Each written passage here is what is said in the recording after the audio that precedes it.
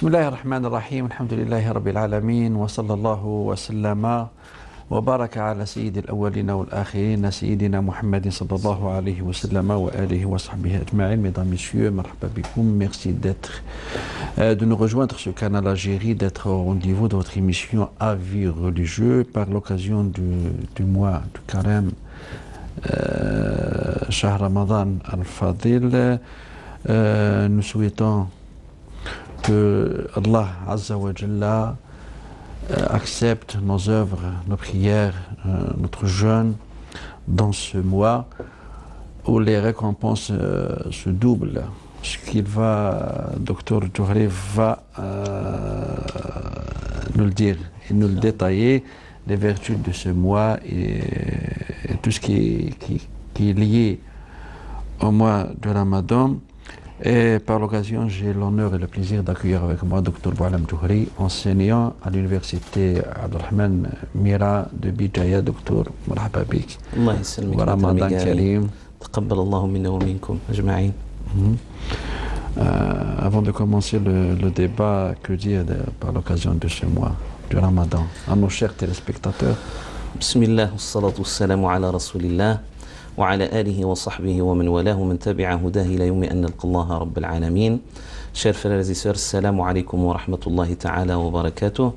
En cette occasion du mois de Ramadan, je souhaite à tout le monde, Inch'Allah tabaraka wa ta'ala, que leurs prières, leurs œuvres nobles et que leur jeûne sera accepté par Allah subhanahu wa ta'ala et qu'ils ressortent de ce mois lavés de tout péché, comme le prophète sallallahu alayhi wa sallam nous a bien informé que celui qui sera privé, c'est celui qui sera privé de la miséricorde qu'Allah subhanahu wa ta'ala a donnée pendant ce mois de Ramadan, parce que il y en a beaucoup de stations, il y en a beaucoup de choses qui sont légiférées rien que pour atteindre ce pardon-là qu'Allah subhanahu wa ta'ala a donné aux hommes pendant ce mois de Ramadan.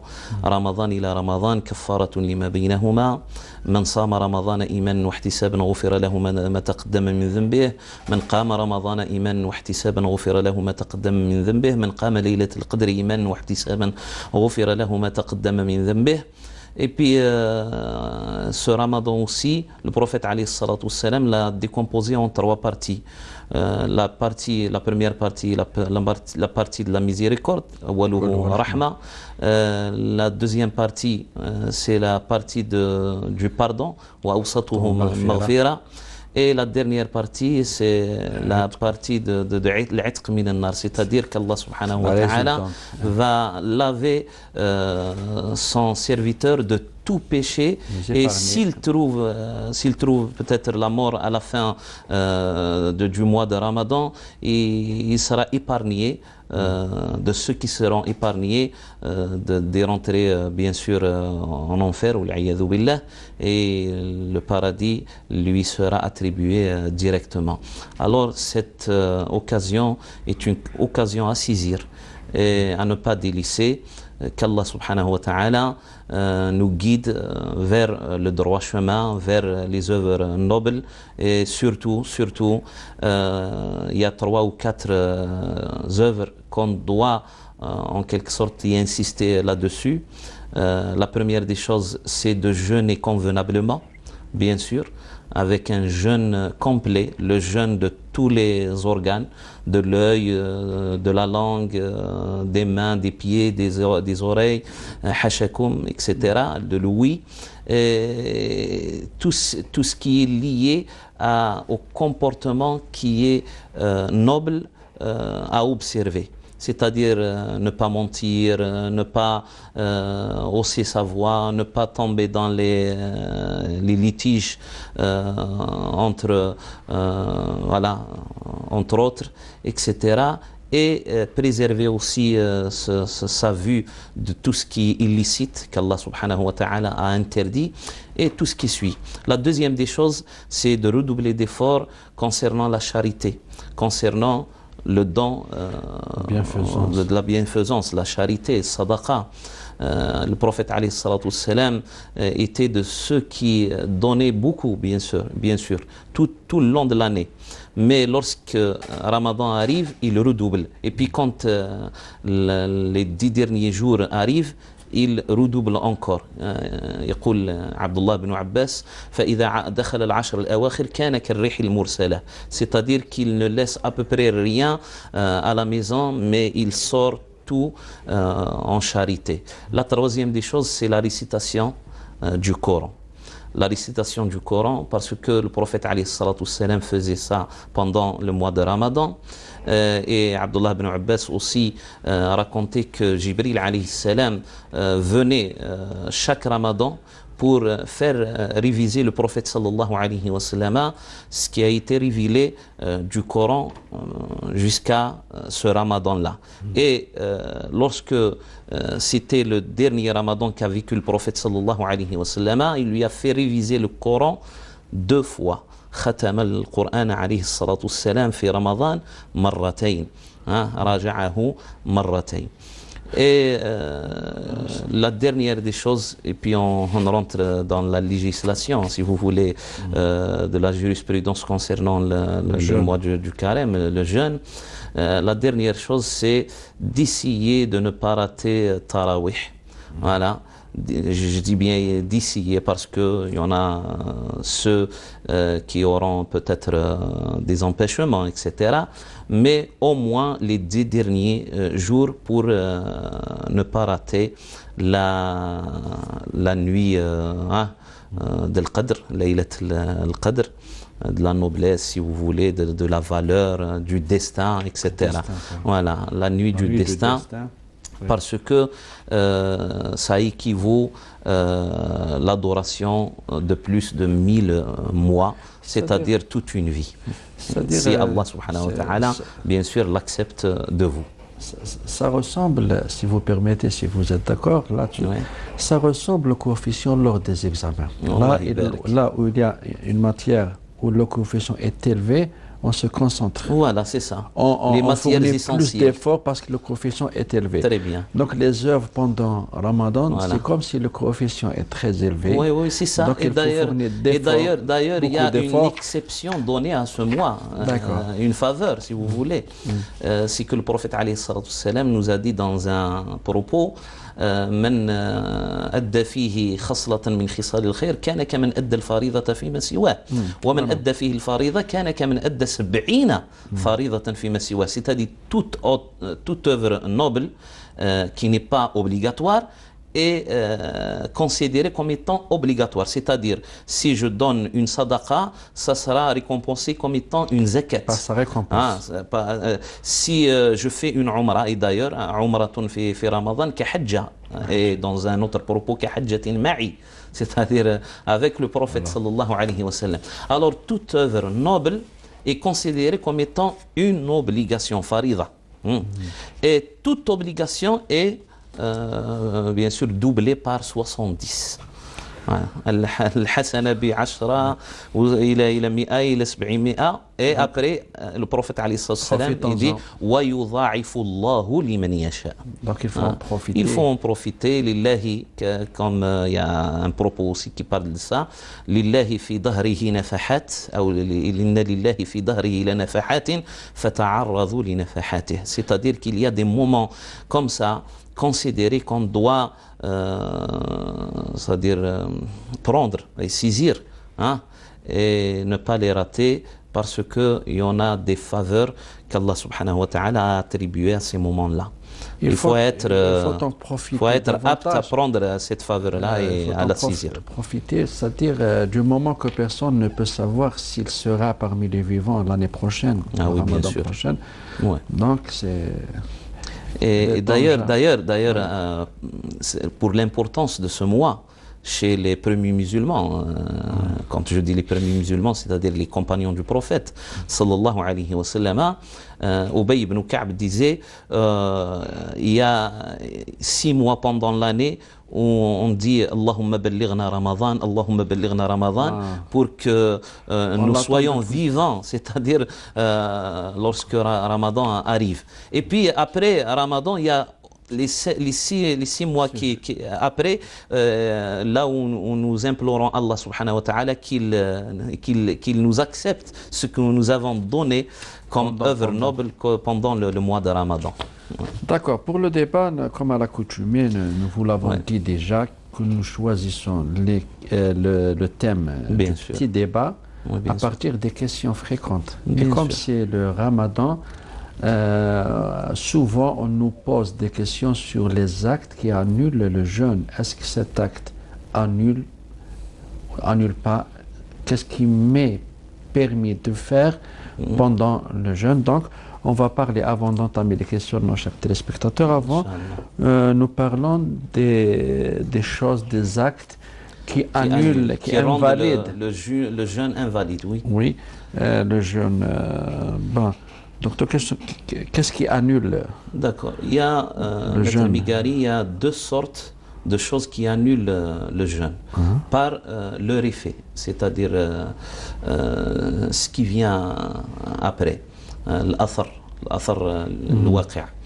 Il y a les choses qui annulent le jeûne et c'est-à-dire obligent celui dont le jeûne est annulé à compenser la journée et à faire une expiation, ce qu'on appelle en arabe al-kaffara. Le kafara, Voilà. c'est l'expiation. L'expiation, al-kaffara. Et le kaffara, c'est bien sûr légiféré par le prophète sallallahu alayhi wa sallam d'affranchir un esclave ou de donner de la nourriture à 60 pauvres nécessiteux ou de jeûner 2 mois consécutifs.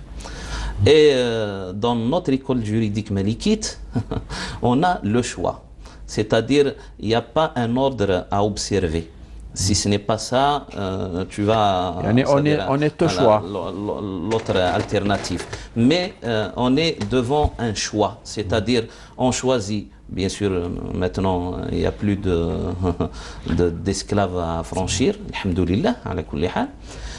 Sinon, il reste ces 2 alternatives, mais au même pied d'égalité. C'est une alternative entre. Voilà. C'est-à-dire, le jeûne de 60 soit jours. jeûner 2 mois consécutifs sans les interrompre, sauf une précision, qu'il y ait une raison valable, oui. C'est-à-dire, lorsqu'on dit 2 mois consécutifs, ce n'est pas les 2 mois, c'est-à-dire les 60 jours sont consécutifs. C'est ça, c'est ça, c'est ça. C'est les 60 jours. Les 60 jours. Ouais. 60 jours consécutifs, on peut les interrompre pour maladie, pour voyage, les menstrues d'une femme, etc. Il y a une raison valable et puis on poursuit. Mais si on les interrompt comme ça, sans raison valable, on recommence bien sûr à 0.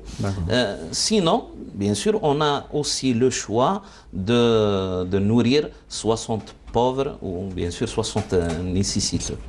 Les choses qui annulent le jeûne au mois de Ramadan, qui provoque, c'est-à-dire la compensation de la journée et l'expiation, qada ou le kfara. Premièrement, c'est l'acte charnel, sexuel, etc. pendant la journée. Il n'est pas permis.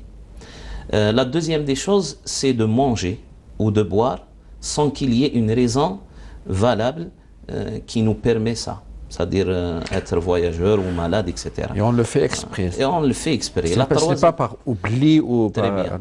La troisième des choses, c'est de couper l'intention, d'interrompre l'intention du jeûne, rompre l'intention du jeûne en arabe, pendant la journée. Même si on ne mange pas. Rafd al-niyya. C'est-à-dire quelqu'un qui est décidé d'interrompre, etc. La quatrième des choses, c'est c'est-à-dire de sortir de l'islam, si vous voulez, ce qu'on appelle l'apostasie, etc.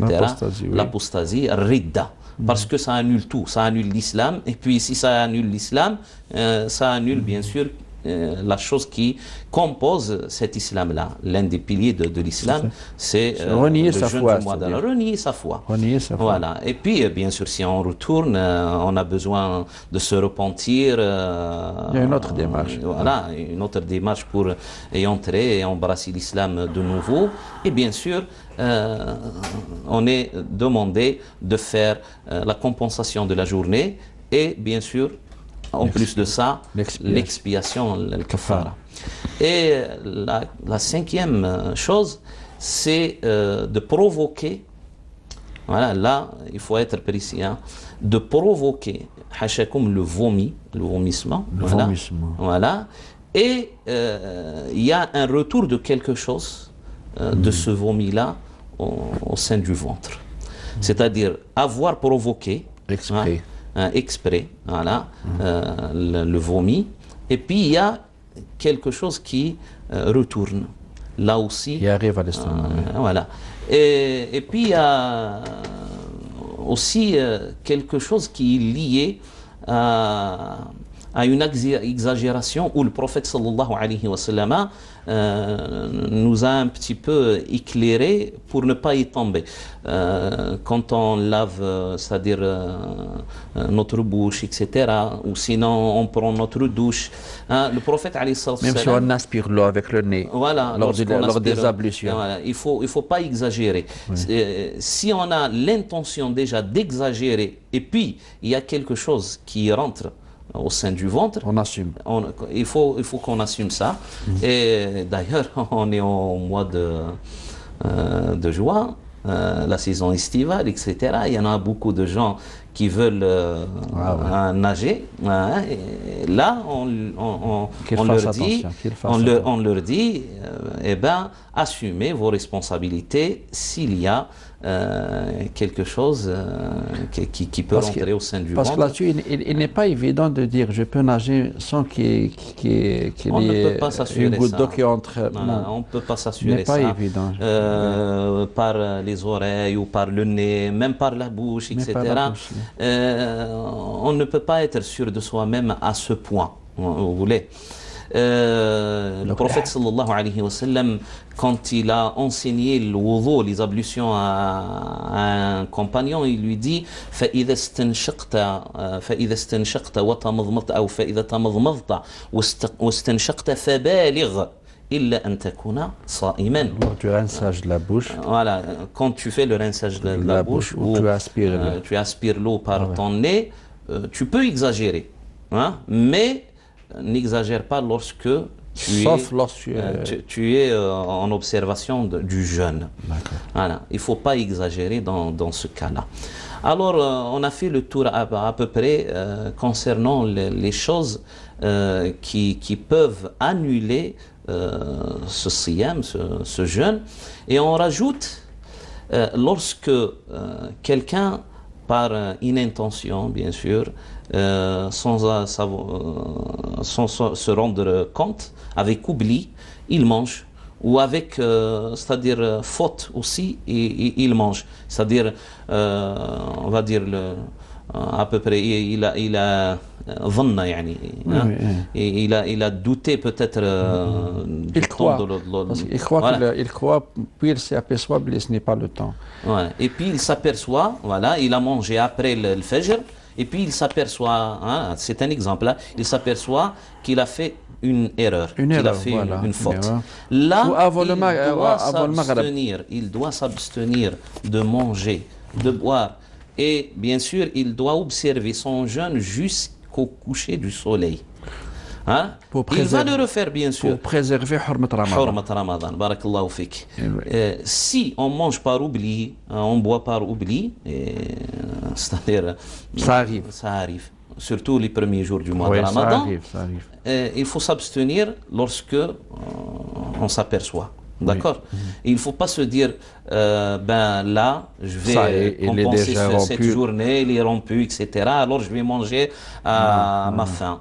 Là, vous y tombez dans ce qui est interdit.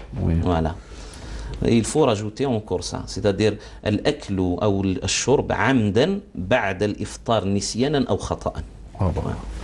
D'accord. Il y a d'autres choses aussi qui peuvent annuler le jeûne.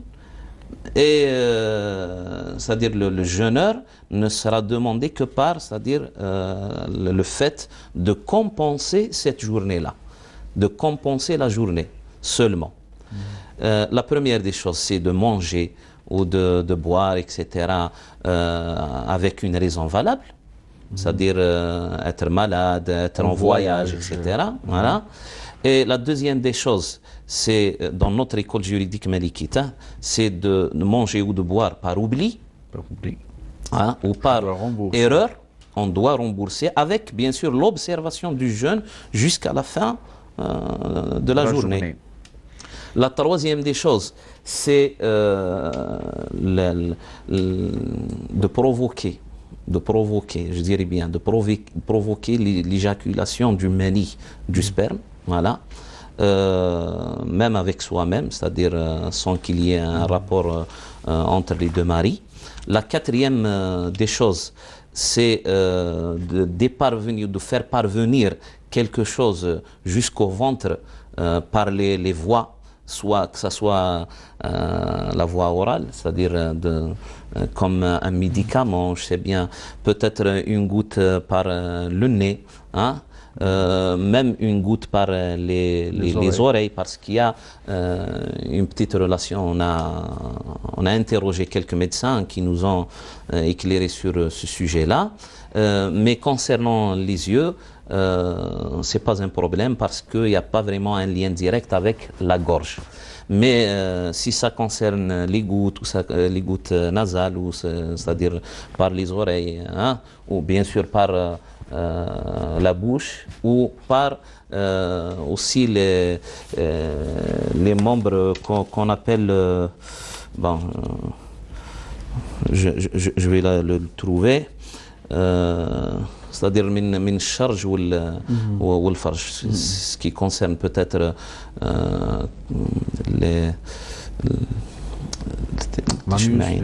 l'anus et le vagin. Là aussi, ça annule le jeûne. Et ce qui annule aussi, c'est toutes les transfusions. C'est-à-dire lorsqu'on est dans l'obligation de prendre notre médicament, dans l'obligation, donc on est dispensé de jeûner. Hein? On n'est pas concerné lorsqu'on par l'obligation. Lorsqu'on est malade, lorsqu'on est malade, mais parfois il y a des malades qui peuvent jeûner et on ne peut pas les priver. Sauf qu'il y ait une obligation de la part du médecin, parce que si ça concerne peut-être quelqu'un qui est très malade et puis ce jeûne-là va nuire à sa santé, là il est dans l'obligation de ne pas jeûner. Mais si ça concerne des maladies qui nuisent pas à sa santé, ils peuvent, c'est-à-dire on peut jeûner en étant malade. On ne peut pas priver les gens de jeûner dans ce cas-là. Donc dans ce cas, il faut faire attention et il faut veiller à ce que rien n'arrive à l'estomac, à n'importe quelle voie. C'est ça. Et puis on va rajouter 2-3 choses. Les injections nutritives, telles que peut-être le sérum, hein, les injections de vitamines. Et c'est ton médecin de préciser est-ce que c'est une nutritive ou non. Voilà, c'est ça. Et les perfusions sanguines aussi, lorsqu'on rajoute du sang. Mais lorsqu'on extrait une petite quantité pour faire des analyses ou peut-être pour essayer de voir peut-être le taux du sucre dans le sang, etc., là, il n'est pas annulé. Mais lorsqu'il y a une perfusion sanguine, c'est-à-dire on rajoute du sang, là aussi, le jeûne est annulé.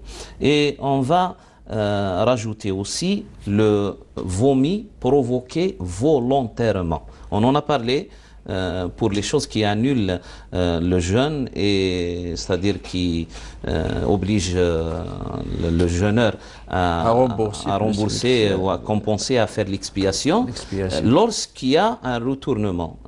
Mais lorsqu'il le provoque, il n'y a pas de retour. Il n'y a pas de retour. Là, il est demandé d'observer le jeûne jusqu'à la fin de la journée, mais de le rembourser après à Ramadan. Et on y ajoute bien sûr l'écoulement du sang des menstrues et des loquis, le haïd ou le nifas, concernant la femme. Là, pendant cette période, les femmes sont dispensées. Elles sont dispensées et d'ailleurs, même si elles font ce jeûne-là, voilà, il ne sera pas accepté.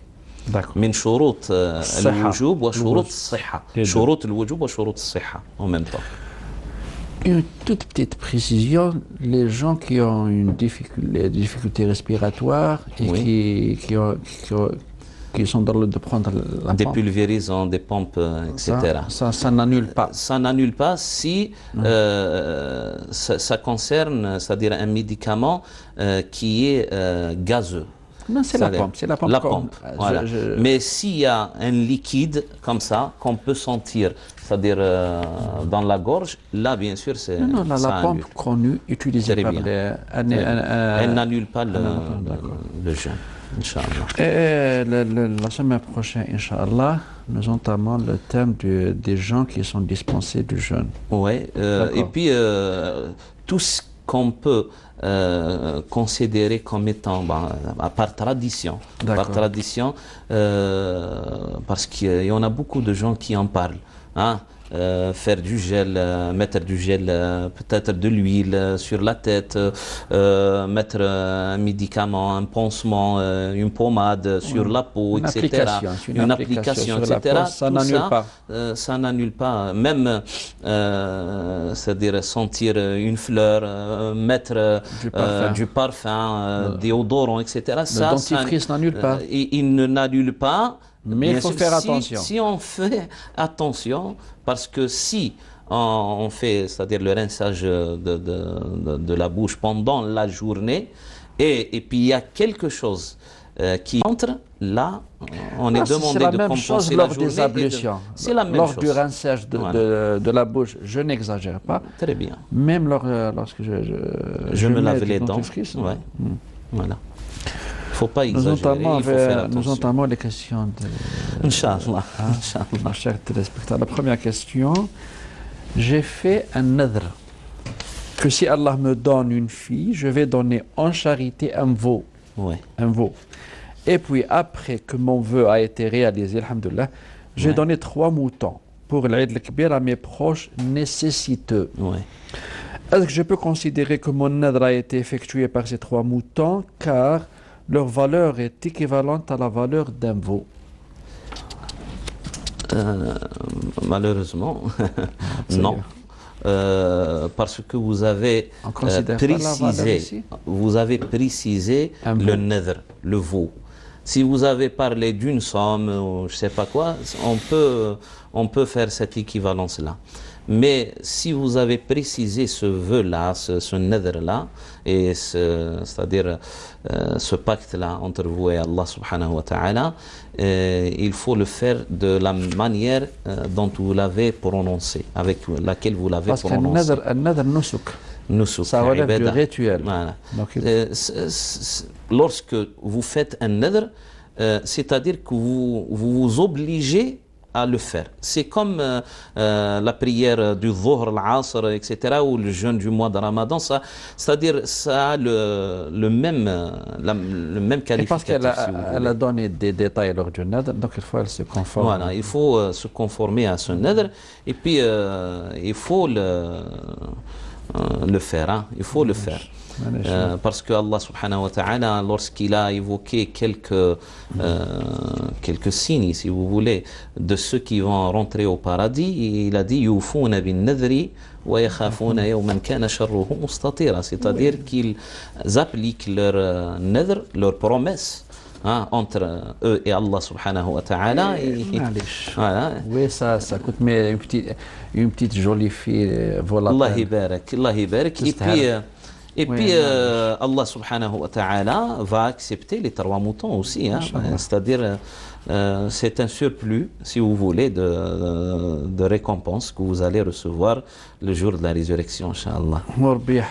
Amin, Inch'Allah. Et puis pour préciser seulement concernant, on a délaissé quelque chose pour les choses qui rompent le jeûne.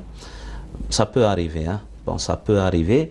Les savants de notre école juridique disent que parmi aussi les choses qui annulent le jeûne, il y a l'évanouissement qui dure toute la journée. L'évanouissement.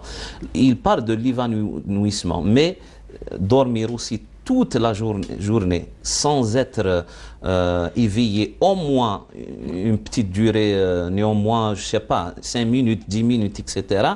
Là, ne serait-ce que 5 minutes, ça annule le jeûne et c'est-à-dire vous allez compenser la journée.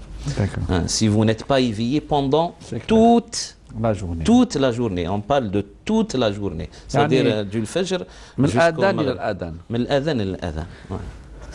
Comment peut-on expliquer à une personne non musulmane la place du voile dans notre religion et sa signification? Ben, déjà, ça ressort de ce qui est demandé à une musulmane, parce que toutes les œuvres, toutes les obligations, c'est seulement les musulmans qui sont concernés, c'est-à-dire le mécréant, il n'est pas concerné par les détails de la jurisprudence islamique, il est concerné par la foi, déjà au début. La deuxième des choses, c'est que Allah subhanahu wa ta'ala a voulu que la société musulmane soit une société saine, une société de morale, mujtama' akhlaq. Et dans ce sens-là, il a demandé et aux hommes et aux femmes de se vêtir et de se couvrir ce qu'on appelle l'awra. Et Allah subhanahu wa ta'ala qui a créé les hommes et créé les femmes, c'est lui qui sait quelles sont les limites de la awra chez l'homme, qui peuvent provoquer peut-être c'est-à-dire une certaine attirance, si vous voulez, de la part de la femme vis-à-vis de l'homme, ou de la part de l'homme vis-à-vis aussi de la femme. Et c'est lui qui a délimité par, bien sûr, la révélation au prophète sallallahu alayhi wa sallam, les limites de cette chasteté, c'est-à-dire à couvrir. Lorsque le prophète sallallahu alayhi wa sallam est rentré chez lui dans la maison d'Aïcha, et une fois il a trouvé chez elle sa sœur Asma qui était vêtue d'une manière un petit peu légère. Voilà, le prophète alayhi salatu wassalam a détourné le regard en lui disant: Ya Asma, inna al-mar'ata idha balaghat al-mahid lam yasluh. Et voyez là ce que le prophète sallallahu alayhi wa sallam c'est-à-dire a choisi comme citation. Il n'a pas dit la yajouz, etc. Lam yasluh, c'est-à-dire ce n'est pas convenable dans une société de morale, une société de chasteté, une société de dignité, si vous voulez, que la femme fasse, c'est-à-dire sortir sa beauté, son ombilic, etc., que par ce qui est permis. Et lorsqu'il a dit ça, il a dit: لم يصلح أن يظهر منها إلا هذا وهذا وقد أشار إلى وجهه وكفيه. Et pourquoi, chercher le pourquoi de cette législation musulmane, on va dire que l'islam voulait en quelque sorte que l'homme cherche chez la femme, c'est-à-dire son intelligence, si vous voulez, sa démarche dans la société. Il sera attiré beaucoup plus par son intelligence, par son caractère, par sa façon d'entreprendre la religion, sa façon d'être intellectuel, de voir les choses, que par seulement sa morphologie, sa beauté, etc. C'est une considération de plus pour la femme, qu'elle soit regardant en étant un être humain qui réfléchit, un être humain qui a des idées, un être humain qui a un statut social, politique, etc., que d'être regardé seulement comme, je sais pas, une chose belle qui attire, c'est-à-dire ne pas rendre la relation entre la femme et l'homme seulement réduite à l'état animalier, mais c'est une façon de dire, d'élever en quelque sorte, c'est d'élever le regard. Si vous voulez, on baisse le regard, mais on élève aussi le regard de l'homme vers la femme pour la considérer en étant un être humain, non pas une chose à admirer morphologiquement comme ça. C'est sa façon de dire que je suis par mon cœur et pas par mon corps. Voilà, c'est ça. Je suis... Vous le dites si bien. Mais ce qui paraît un peu... Lorsqu'on parle à une non-musulmane, il faut commencer par le commencement. Voilà. Pour qu'elle comprenne la place du voile, il faut d'abord qu'elle comprenne déjà la croyance, la foi, et puis la place de la femme en général dans la société. Et la philosophie donnée par l'islam à la vie et au sens de l'existence de l'homme sur terre. Et de là découle tout un système de valeurs où le voile prend une place dans tout un système. Un mode de vie, c'est la philosophie. On ne peut pas prendre le voile comme ça et en parler comme si c'est... Il faut commencer par le commencement. Vous l'avez bien... D'accord. Et c'est sa façon de dire, je suis par mon corps, par ma raison, voilà, mon cœur, voilà, par mon cœur, oui. Notre défunt père a répudié notre mère par 3 fois. Oui. Il y a plus de 4 ans, mais il n'a pas déclaré ce divorce devant la justice. Oui. Elle est à civil, elle est toujours sa femme jusqu'à sa mort. Oui. Il a vécu avec nous dans un étage pendant ces 4 ans. Et elle, dans un autre étage, il ne s'est pas remarié. Ils ne se sont pas remariés. Oui. Maintenant, est-ce qu'elle doit observer une idda pour la mort de notre père? Et quand on va aller chez le notaire pour faire le partage de l'héritage, il va lui attribuera une part. Est-ce qu'elle a le droit de la prendre ou pas? Merci de nous répondre. Du moment qu'elle a été répudiée par son mari. Et puis, bien sûr, déjà, il a dit par 3 fois, c'est-à-dire... Elle n'a pas précisé, peut-être 3 fois. Ouais, voilà. Mais il y a eu un divorce. Très bien. Et puis, elle n'était pas reprise en mariage. Voilà. Là, elle est considérée en étant divorcée. Peu importe qu'elle soit 3 fois ou une fois. Voilà. Même si ça concerne, qu'elle soit répudiée la première fois, une fois. Le fait que la période d'attente est expirée, ou expirée, et il n'y avait pas de reprise en mariage, là, elle est divorcée. Après 4 ans, elle demande. C'est bizarre. Non, c'est-à-dire qu'ils ont divorcé, mais ils n'ont pas déclaré ça. C'est-à-dire ils ont vécu dans la même maison, elle dans un étage et lui dans un autre étage. C'est-à-dire ils étaient séparés. Ils n'ont pas déclaré à l'état civil ce divorce. C'est ce que j'ai compris. Hein. Oui, c'est ça. Voilà, c'est ça. C'est exactement ça. Shar'an, la charia la considère comme étant divorcée. Et puis, elle n'a pas de lien de mariage avec... cet ex-mari, elle n'a pas à observer. Et là, elle n'a pas à observer une période d'attente. Iddat al-wafat. Et elle n'a pas droit. Et bien sûr, elle n'a pas droit à l'héritage. Si c'était pendant sa période d'attente, après le divorce, quelqu'un qui répudie sa femme, et pendant la période d'attente, il meurt, là, elle a droit à l'héritage. Mais là, c'est 4 ans qui sont écoulés déjà, elle n'a plus droit à l'héritage, même si dans la frida, le notaire peut-être, bien sûr, il va demander des papiers, etc., par la loi terrestre.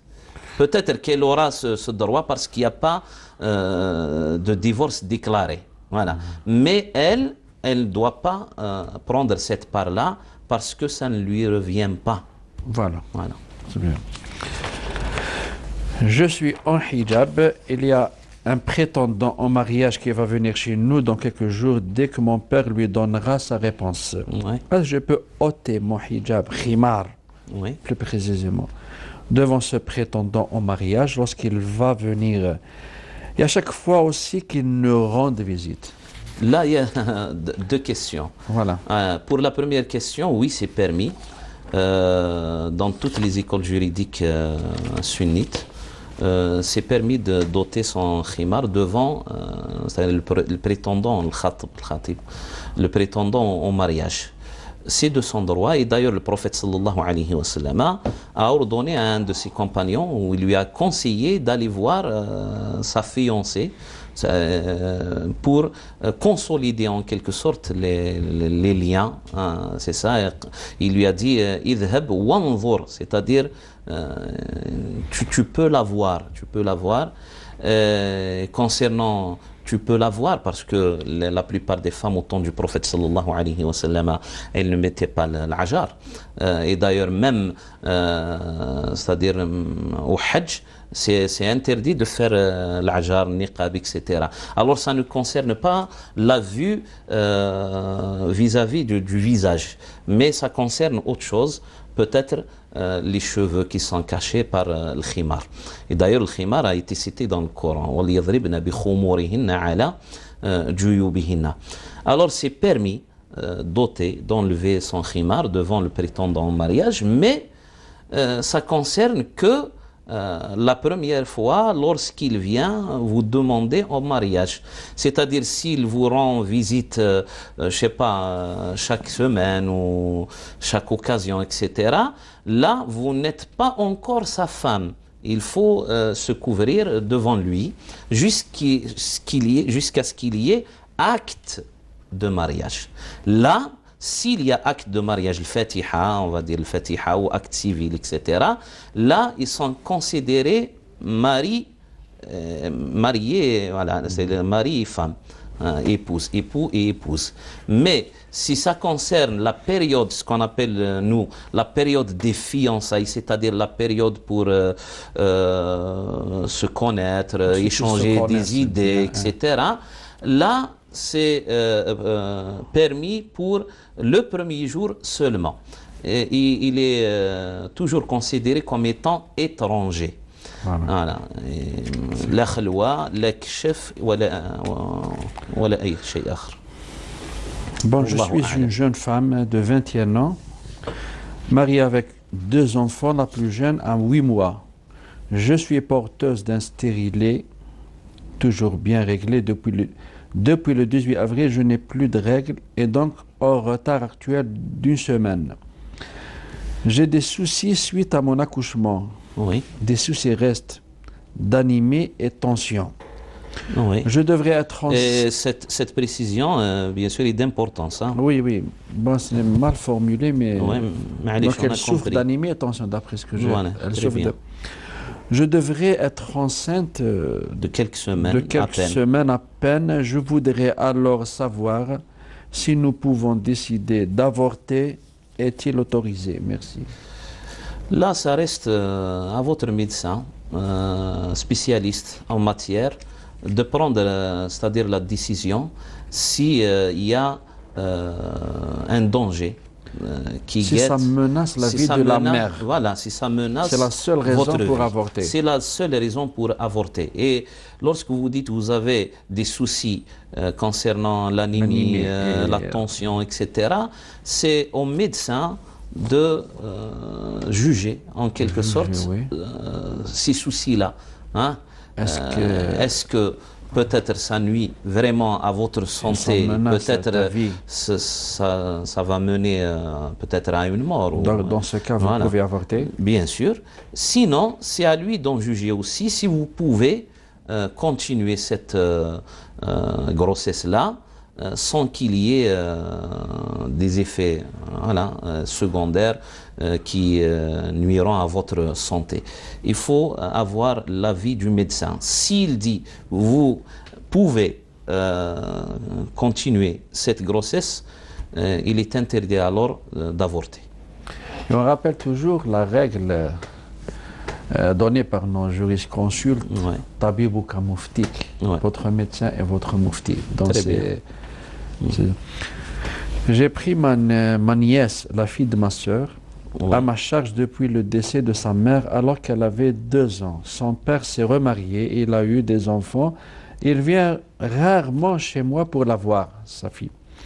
Maintenant, ma nièce a 25 ans, Allah Ibark, et je veux la donner en mariage, mais mes proches me disent que ça revient à son père de faire ça, alors qu'il n'a rien donné depuis ces années. S'il vous plaît, éclairez-nous.